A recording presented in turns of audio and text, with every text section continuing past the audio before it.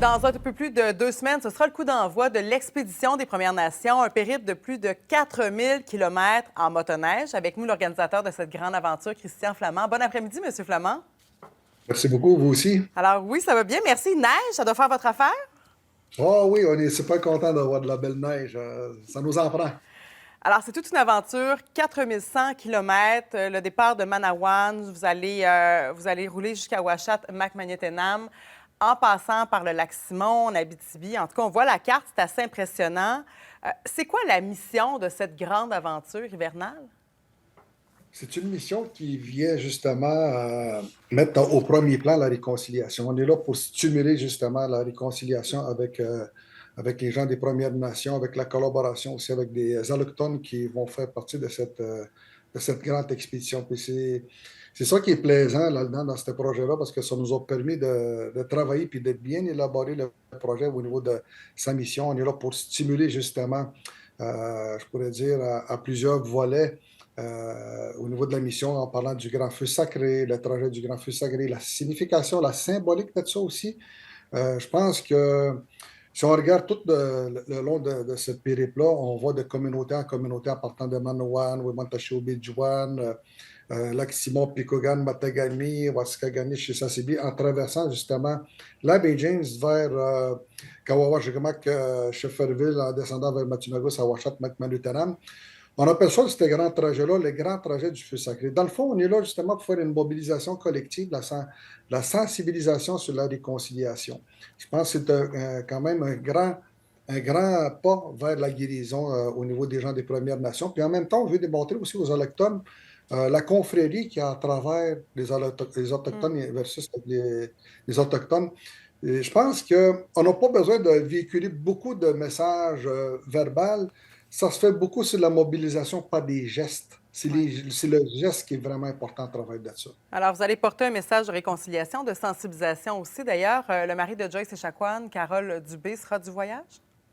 En Oui, partie? Carole, oui, en partie, on va faire un leg, je crois, de Manawan jusqu'à Obidjouan. On souhaite que Oui. Carole soit avec nous et qu'il soit en santé. Oui. On sait qu'il y a beaucoup de responsabilités à la maison. Ben Puis, oui, avec ses 7 enfants. mhm. Quand même 18 jours de motoneige. Comment on se prépare? Ça doit être toute une logistique parce qu'on parle de près d'une soixantaine de participants également, là. Exactement. 56 participants vont prendre part à cette grande expédition. C'est beaucoup de préparation, beaucoup de logistique. On a mis beaucoup au premier plan la sécurité. Quand on parle de la sécurité, il faut mettre justement l'accent sur la communication. Il faut mettre l'accent aussi sur, en cas d'accident, qu'est-ce qu'on fait? On va avoir un support héliporté qui va être on remercie Air Médic de leur présence dans ce projet-là, ainsi que Masqué Ford aussi qui nous donne un grand coup de main ça nous a permis de la chance de monter une équipe de soutien terrestre via aussi avec la collaboration des Forces armées canadiennes. Oui, Parce que parce la que c'est quand même sécurité, un défi. Il y a des endroits très, très éloignés que vous allez visiter justement en motoneige, en plein hiver. Tout peut arriver, là. wow, tout est arrivé. Écoutez, on a tout préparé justement la sécurité au premier plan. On a des parcours qu'on va faire usage. On va faire usage beaucoup de plans d'eau. On va passer beaucoup sur des plans d'eau, puis il faut que ça soit sécuritaire. On est 4 groupes qui est divisé en moyenne par 14 participants. Puis le convoi il va être très important parce que la communication avec tous les chefs de chaque groupe va être extrêmement importante avec justement avec le quartier général qui sont nos équipes de soutien qui vont nous suivre par rapport parce que c'est quand même, je pourrais dire, un périple qui va être quand même assez périlleux parce que le territoire, on va dans un territoire qui est quand même accidenté.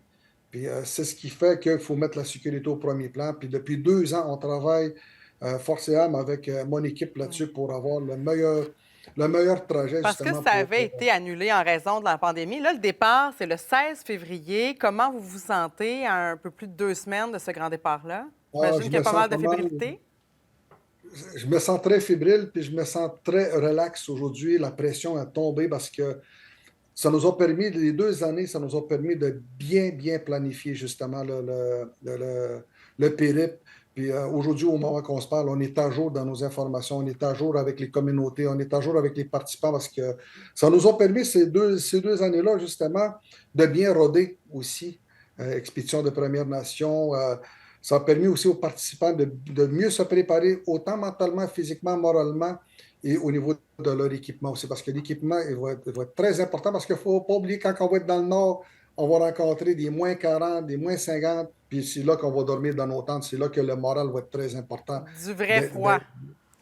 Ouais, du vrai froid, exactement. Merci beaucoup, Monsieur Flamand. On va vous suivre pendant votre périple. Ça a été un plaisir de vous avoir en entrevue. Alors, bonne chance pour la fin des préparatifs. Christian Flamand, Merci organisateur beaucoup de pour votre l'expédition invitation. des Premières Nations. Miigwech, merci beaucoup. Miigwech, au revoir.